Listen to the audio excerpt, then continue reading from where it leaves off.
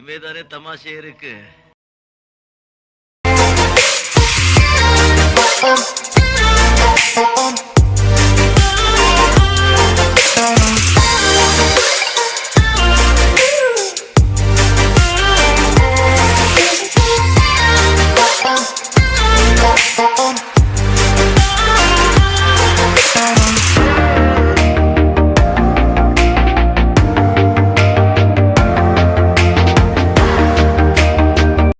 அழகர் மலை இங்கேருந்துட்டு டிக்கெட் எடுத்துகிட்டு 2 வீலரு இல்லை காராக இருந்தாலும் டிக்கெட் எடுத்துகிட்டு இங்கேருந்துட்டு ஒரு 3 கிலோமீட்டர் நம்ம மலைப்பாதை வழியாக ட்ராவல் பண்ணி போனோம் அப்படின்னா அங்கே வந்து பழமுதிர்ச்சோலை முருகர் கோயில் வரும்.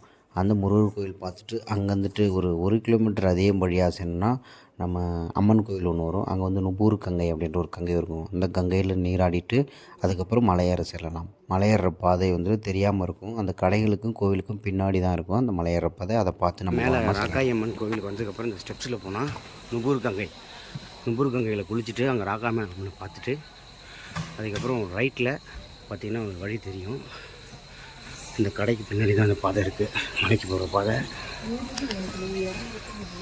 ஸோ நேரம் சரியாக 6:45 மலையேற ஸ்டார்ட் பண்ணியிருக்கோம். ராக்காயம்மன் கோயில் வந்துட்டு கார் பார்க் பண்ணிவிட்டு அதுக்கப்புறம் உள்ளே வந்து பார்த்தோம் அப்படின்னா இந்த நுபூர் கங்கை என்ற தீர்த்தம் இருக்கும். இந்த தீர்த்தத்தில் நீராடிட்டு தான் நம்ம மற்ற கோவிலுக்கெல்லாம் போனோம். பொதுவாக மதுரை சைடில் சவுத் சைடில் பார்த்திங்கன்னா நிறைய இடத்துல இந்த நுபூர் கங்கை அப்படின்ற கங்கை தான் தீர்த்தம் அதிகமாக வருது. இது வந்து மலையிலேருந்து உருவாகி வர நீர்னு சொல்கிறாங்க. அங்கே இல்லைங்க, கள்ளழகர் மலைக்கு வந்தாச்சு. சித்தராமதேவர் ஜீவசமாதியை நோக்கி பயணத்தை நாங்கள் ஸ்டார்ட் பண்ணியிருக்கோம். இன்றைக்கி பயணம் செய்கிற எங்களோட டீமு. ஆக்சுவலாக பாதை இல்லை, பாதை தெரியல, பாதை மறைஞ்சிருக்கு. அங்கங்கே அம்புக்குறி விட்டுருக்காங்க. ஆனால் அந்த அம்புக்குறிலாம் ரொம்ப அலைஞ்சிருக்கு, பார்த்து தான் வரணும். ஃபாரஸ்ட் ஆஃபீஸர் பர்மிஷன் இல்லாமல் வரக்கூடாது. அப்படி பார்த்தாங்கன்னா வெளில அனுப்பிடுவாங்களாம், இன்ஸ்ட்ரக்ஷனு. Okay start. ஸோ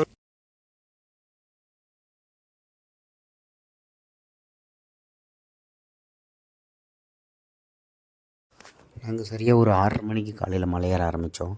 இந்த மலையேற்றம் வந்து பார்த்திங்கன்னா 2 மணி நேரம் ஆகும்னு சொல்லியிருக்காங்க. பாதைகள் வந்து கொஞ்சம் கரடுமுரடாக தான் இருக்கும், பார்த்து கவனமாக செல்லணும். பாதைகள் நிறைய இடத்துல அடைஞ்சிருக்கும். அது மட்டும் இல்லாமல் கொஞ்சம் தூரம் மலையேறி வந்தீங்கன்னா இந்த ஒரு அழகான இந்த அமைப்பை பார்க்கலாம். ஒரு இயற்கை அழகாக அப்படியே போர்வை மாதிரி போத்திருக்கு மலை மேலே பச்சை பசேர்ன்ட்டு.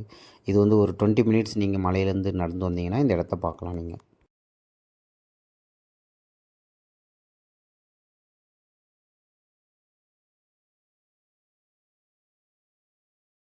கொஞ்சம் தூரம் வந்ததுக்கப்புறம் நல்ல டார்க்கான ஒரு இடம் தான்.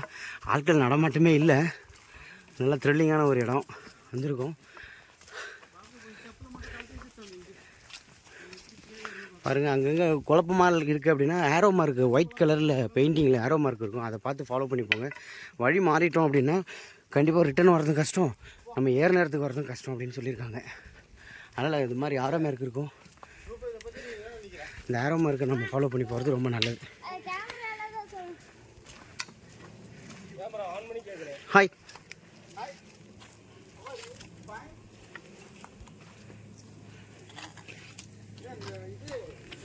நேராக வந்தீங்க அப்படின்னா இப்படி ஒரு பாதை பிரியும்.